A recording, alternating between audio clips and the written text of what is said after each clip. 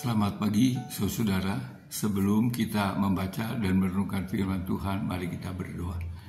Terima kasih kepadamu Tuhan untuk hari yang baru yang boleh kami nikmati. Kami hendak menjalani hari ini bersama dengan Tuhan. Biarlah Tuhan juga yang memimpin kami. Dan kami hendak memulai dengan membaca firman-Mu. Biarlah Tuhan mengajar kami supaya kami mendapat berkat daripada firman Tuhan. Terima kasih Bapa, dalam Tuhan Yesus. Amin. Saudara, pembacaan firman Tuhan hari ini diambil dari Kisah Rasul pasal yang ke-19 ayat 1 sampai dengan ayat 10. Tetapi saya hanya akan membaca ayat 8 dan ayat 9 yang mengatakan demikian. Selama 3 bulan Paulus mengunjungi rumah ibadah di situ dan mengajar dengan berani. Oleh pemberitaannya ia berusaha meyakinkan mereka tentang kerajaan Allah. Tetapi ada beberapa orang yang tegar hatinya. Mereka tidak mau diyakinkan, malahan mengumpat jalan Tuhan di depan orang banyak. Karena itu Paulus meninggalkan mereka dan memisahkan murid-muridnya dari mereka. Dan setiap hari berbicara di ruang kuliah Tiranus. Saudara, yang saya bacakan tadi adalah bagian dari Kisah Rasul 19 ayat 1 sampai dengan 10.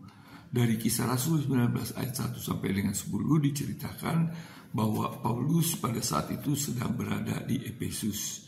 Dan di Efesus dia mengadakan persekutuan, mengajar pada banyak orang yang mau hadir untuk mendengar pengajaran-pengajarannya.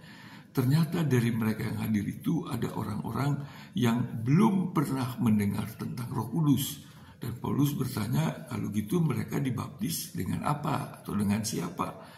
Dan mereka katakan mereka dibaptis oleh Yohanes, maksudnya Yohanes Pembaptis. Dan Paulus mengatakan bahwa baptisan Yohanes adalah baptisan pertobatan.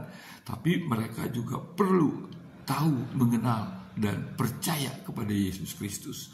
Oleh sebab itu mereka kemudian dibina oleh Paulus, diajar lebih jauh oleh Paulus, sehingga pengetahuan mereka, iman mereka dapat bertambah dan bertumbuh. Tetapi ternyata ketika dia sedang mengajar, ada orang-orang yang tidak menerima, bahkan mengumpat, menyindir, mengejek, menghambat.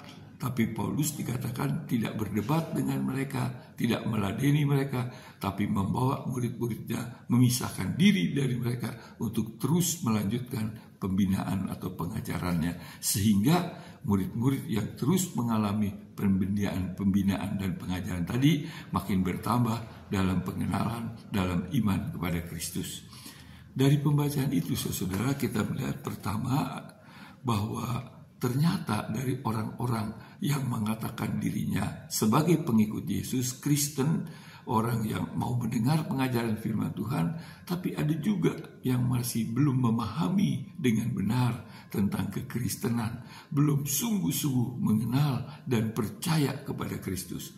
Oleh sebab itu, Paulus mengajar mereka, Paulus membina mereka. Dikatakan memang baptisan pertobatan itu perlu, bertobat itu perlu. Tapi kalau cuma bertobat, semua agama juga mengajarkan orang untuk bertobat.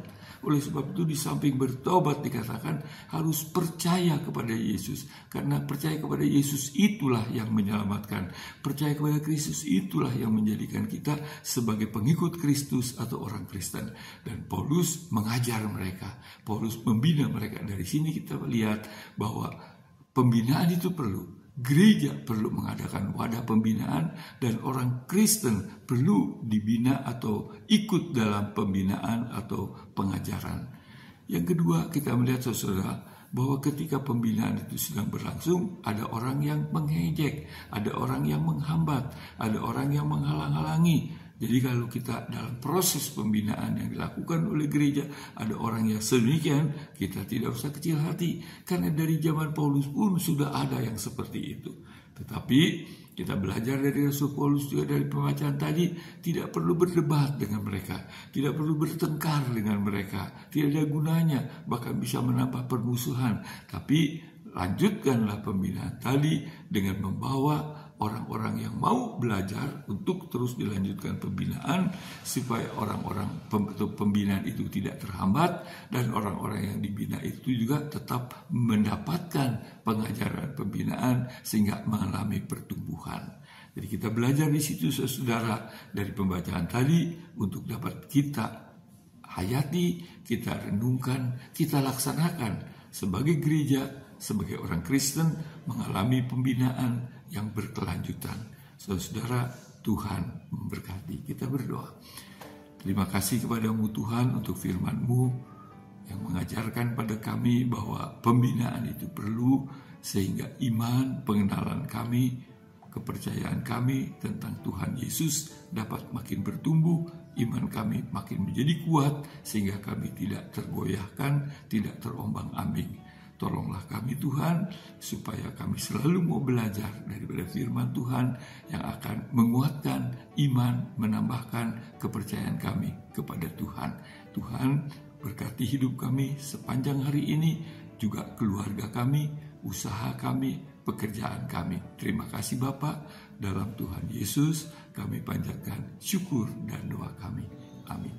Saudara, Tuhan memberkati kita semua. Amin.